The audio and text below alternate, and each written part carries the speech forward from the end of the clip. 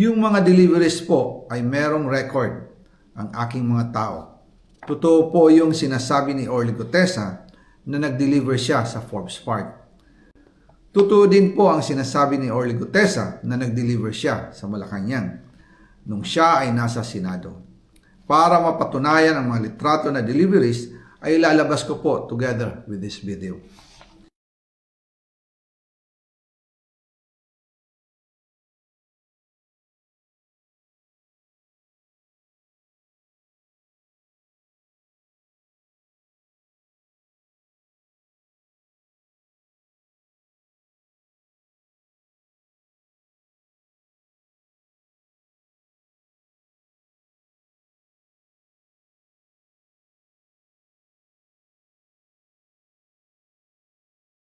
After po ng approval ng budget sa General Appropriations Act of 2025, nagtanong po ako sa DPWH kung magkano ang kailangan na ibigay sa Office of the President o ang SOP na bigayan.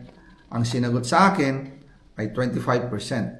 Ang ibig sabihin nito, 25% ng 100 billion ang SOP na kailangan ibigay kay BBM mismo.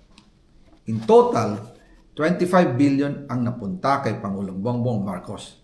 Kaya ngayon ay hinahamon ko si Ombudsman Remulla kung seryoso talaga siya sa mga sinasabi niya sa kanyang press release na idadamay niya pati si Martin Romualdez kung magbibigay ako ng ebidensya. Patunayan niya ngayon ang pronouncement niya. Imbestigahan niya ang fraternity Brad at ang kanyang kaibigan na si Speaker Martin Romualdez kung talagang tutupad siya sa tungkulin niya. Imbestigahan din niya si President Bongbong Marcos. Sabi nga ni BBM nung SONA, let's do it right at mahiya naman kayo, hindi po ba? Nananawagan din po ako sa Senado na imbestigahan ang 100 billion insertion ni Presidente. Alam ko po na hindi gagawin ni Ombudsman Remulla ang hamon ko.